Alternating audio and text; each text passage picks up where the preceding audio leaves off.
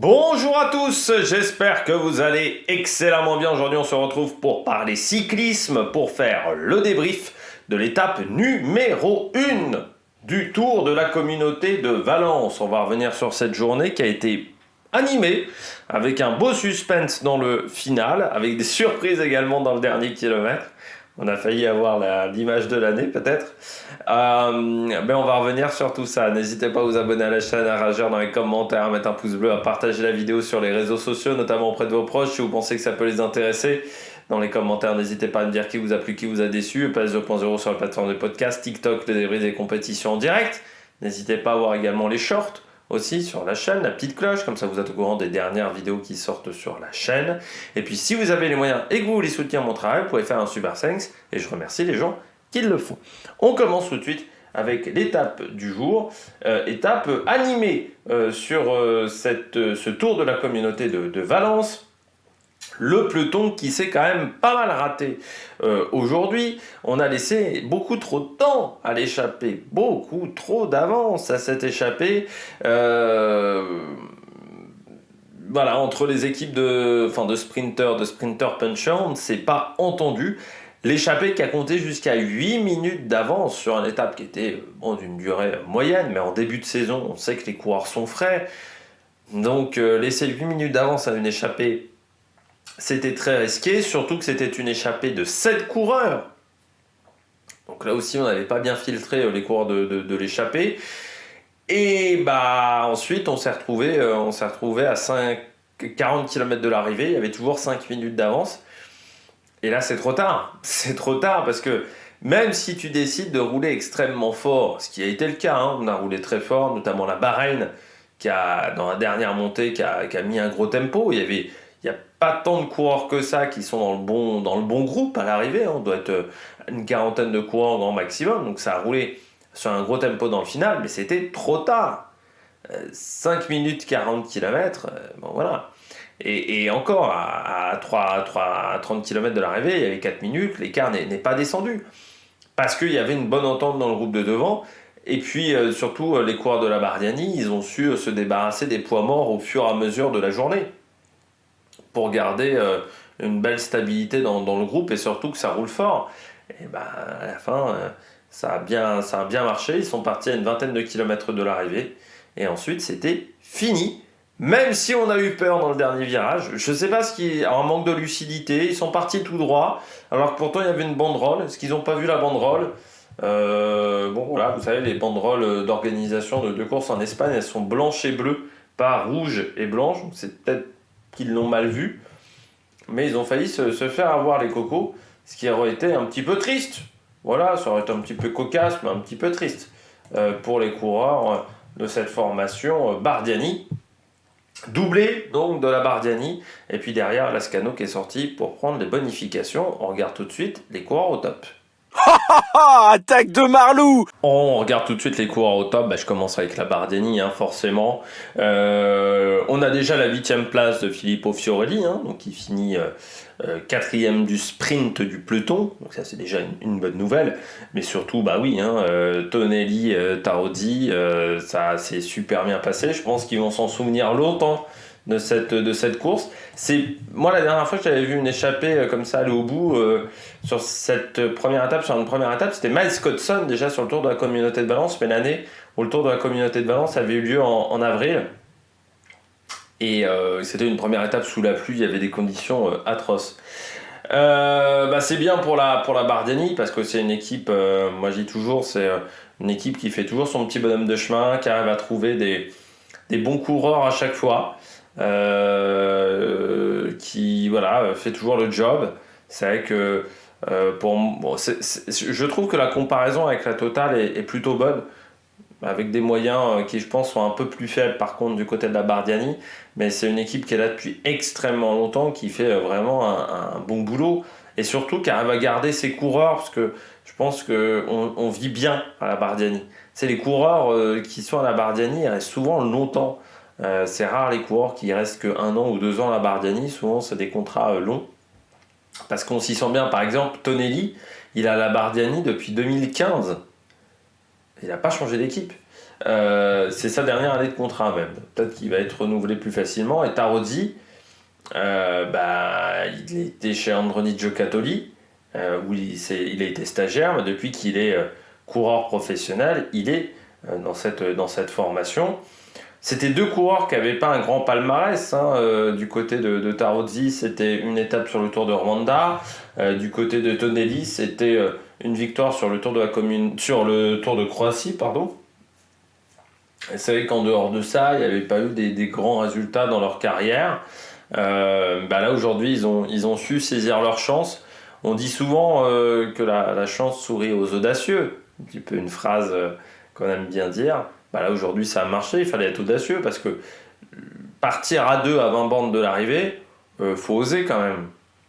Du côté des deux coureurs de la Bardiani, c'est-à-dire faut oser.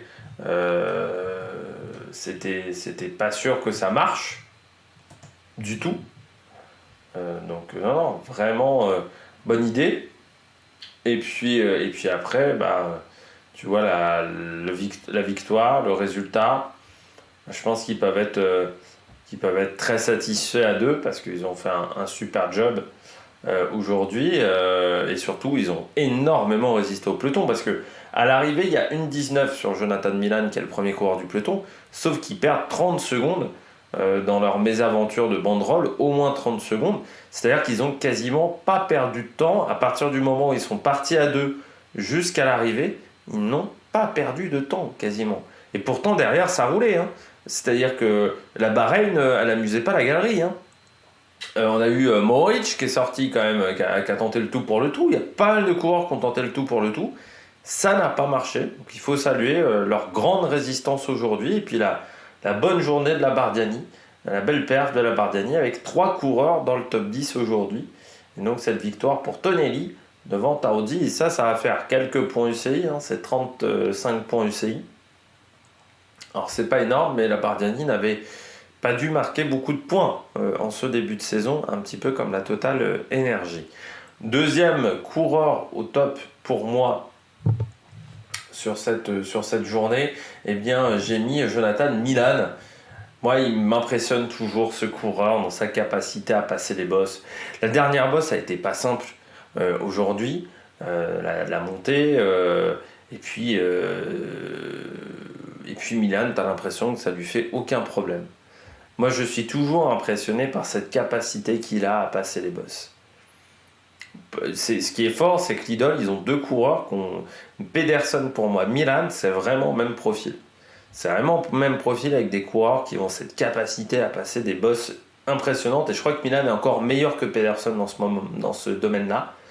Et il se retrouve dans le sprint, il n'y a plus que Matthews, Pelayo Sanchez dans ce sprint et Fiorelli. Donc, face à ces mecs-là, et Mohoric, mais qui n'est pas un pur sprinter, Mohoric. Forcément, face à ces mecs-là, Coco, il est au-dessus. Il est au-dessus, Milan. C'est très fort, moi, je trouve, ce qu'il arrive à faire. C'est un coureur qui a un énorme talent. Je pense que c'est vraiment le coureur qu'il fallait recruter du côté de la Lidl Trek.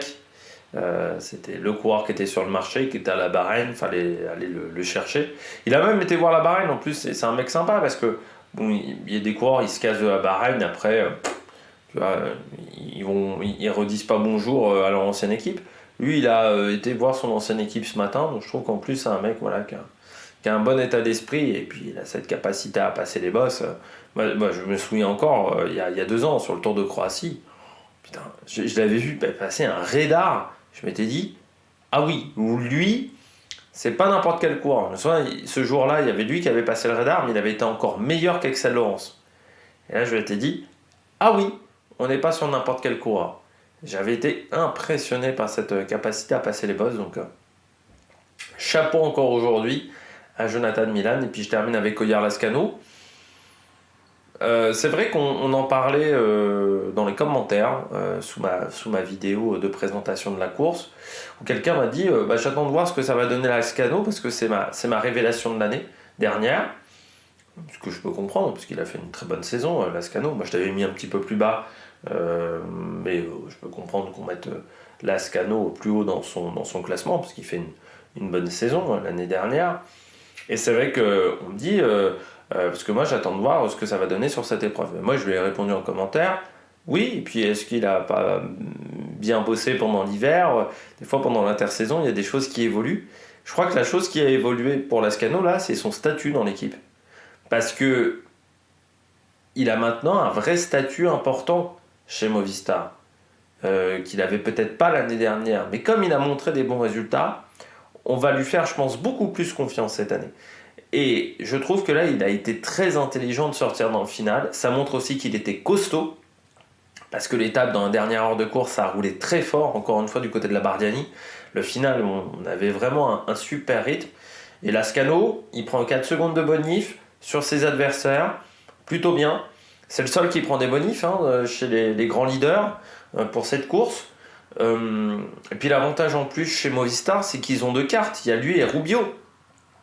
Donc Rubio, il va pouvoir profiter peut-être aussi de la peur que peut engendrer Lascano sur ses adversaires. Mais je trouve qu'aujourd'hui, c'était une bonne idée d'aller choper des bonifs. Et il a fait l'effort jusqu'au bout face à Molinard, qui était dans l'échappée matinale.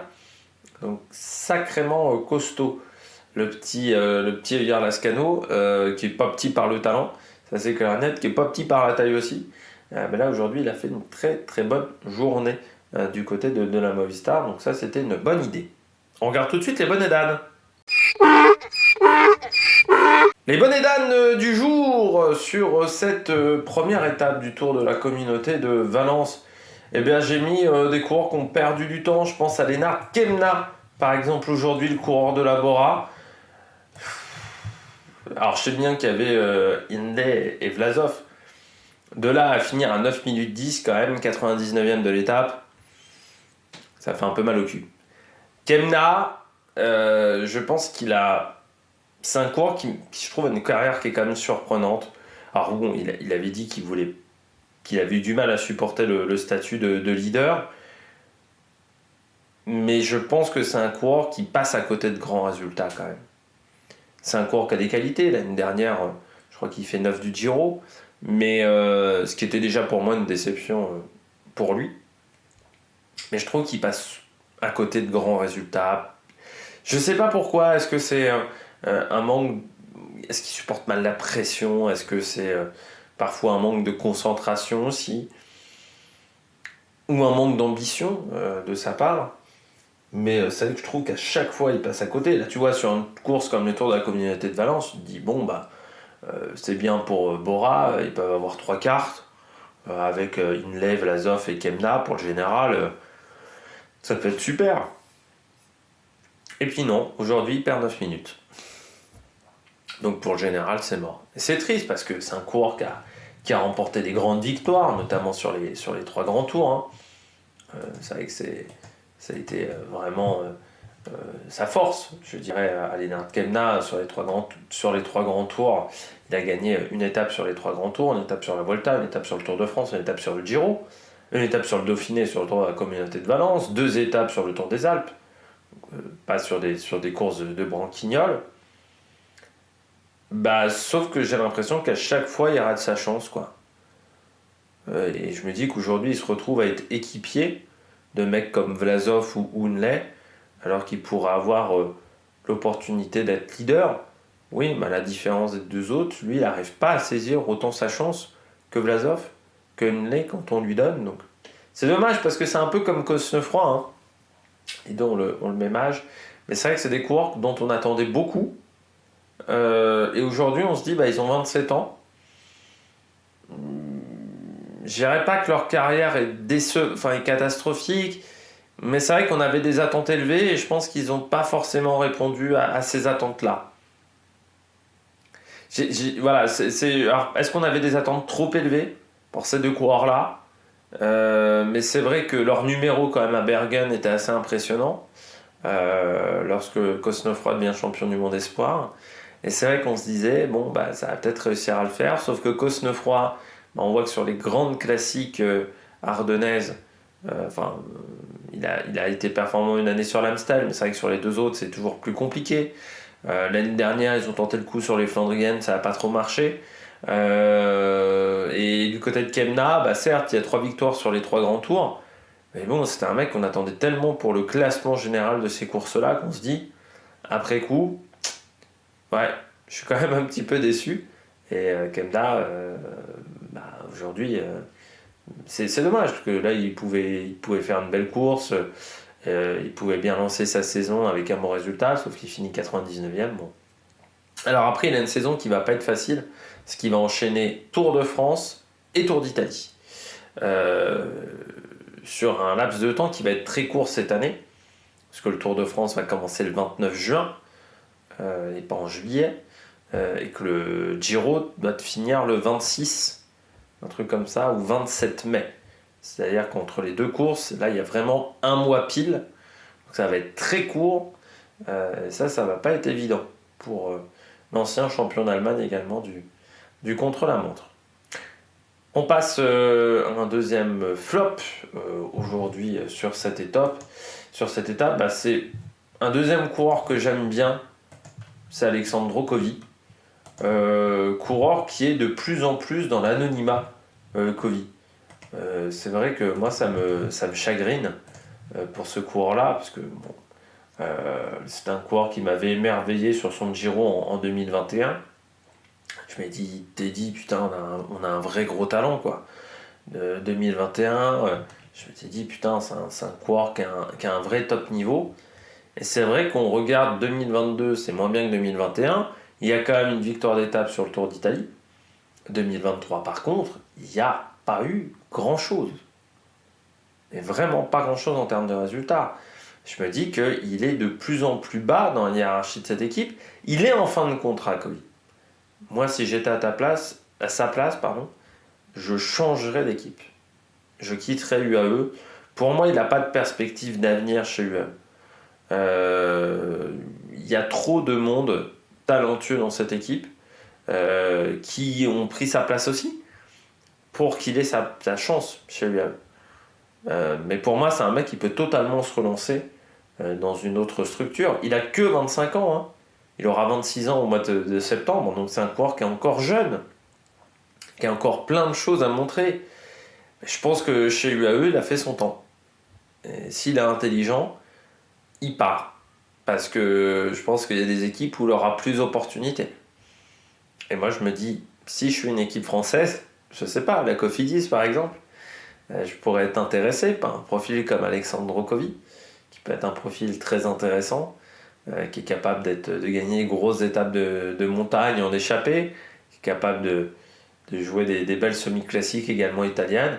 Mais là, ça fait depuis 2023 et je dirais même 2022, où c'est quand même beaucoup moins bien. Et c'est dommage parce que son début de carrière était vraiment bon et surtout, il avait fait une énorme année 2021. Et là, c'est quand même beaucoup moins bien en 2023. Donc j'espère qu'il va être en capacité de se rendre en C, mais il n'a déjà pas fait un grand tour de l'Under, pas un grand tour de la communauté de Valence. Alors je suis assez surpris quand même parce qu'il n'y a eu que 10 jours d'écart entre Down Under et Valence. Il faut gérer le choc thermique, il faut gérer le décalage horaire. Pas toujours simple quand même. Et puis il y a le temps de transport aussi pour aller d'une course à l'autre. Tout ça en 10 jours. Je pense que c'est l'un des rares qui a fait l'enchaînement Down Under Valence ou Down Under Bessèges également de l'autre côté. C'est quand même très, très risqué, je trouve, pour un début de saison. Et puis je termine avec Orluis Aolar. Je dirais qu'il confirme un petit peu ce que je pense de lui. Orluis Aolar, c'est pas un coureur de début de saison.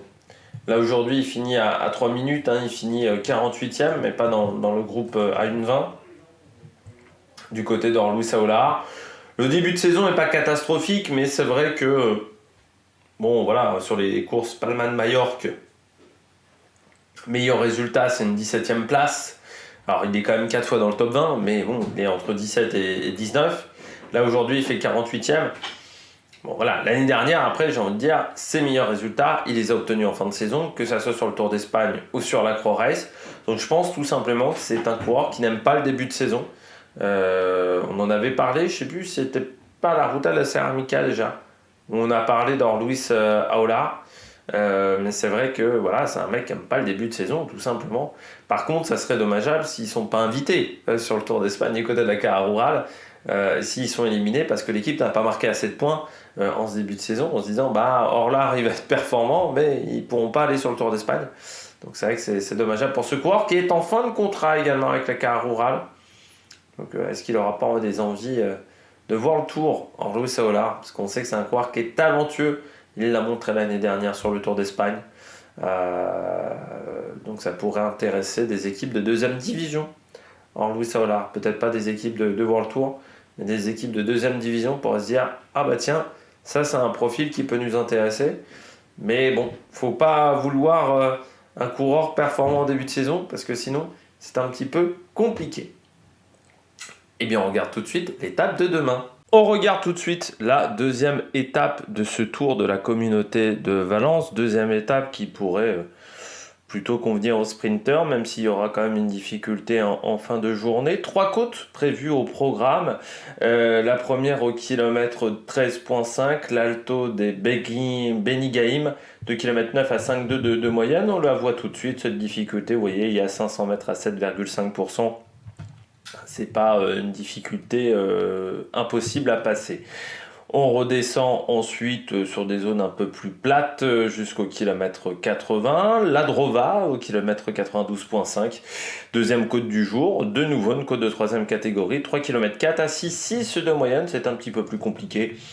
Surtout sur la dernière portion. Sur le dernier kilomètre et demi. On va avoir notamment une portion à 9,5. Une portion à 8,9 et à 8%. Donc c'est vraiment sur ce dernier kilomètre où ça va être plus compliqué à gérer. Donc il faudra faire attention.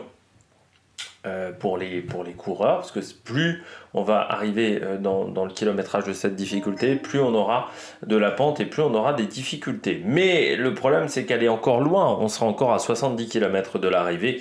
Avant, bien un sprint intermédiaire à Carcassonne, je ne sais pas trop comment on doit le dire, au kilomètre 122, donc là on sera à 40 km de l'arrivée.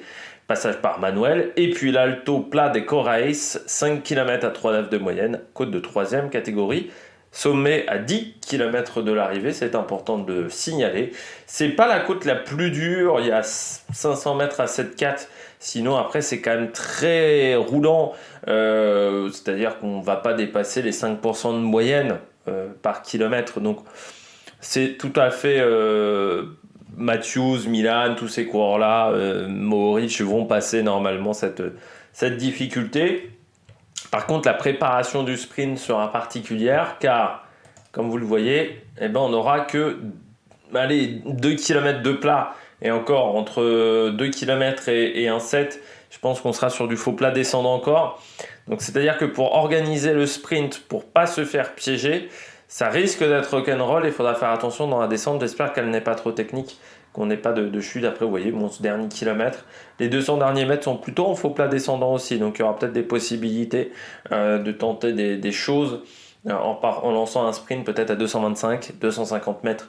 Parce qu'on est légèrement, alors c'est très léger, mais ça pourrait un petit peu pousser les coureurs. Et puis, avec une fin d'étape, on aura un peu... pédaler, il peut y avoir également des surprises quand on va faire un effort un peu plus important, éviter les crampes, comme ce qui est arrivé à Brandon McNulty sur le challenge Palma de Majorque. Les challenges à Palma de Majorque. Bon, j'espère que vous avez aimé cette vidéo. Si vous avez aimé cette vidéo, n'hésitez pas à vous abonner à la chaîne, à réagir dans les commentaires, à mettre un pouce bleu, et puis nous, on se retrouve pour de nouvelles aventures sur la Mec Production. Ciao, ciao!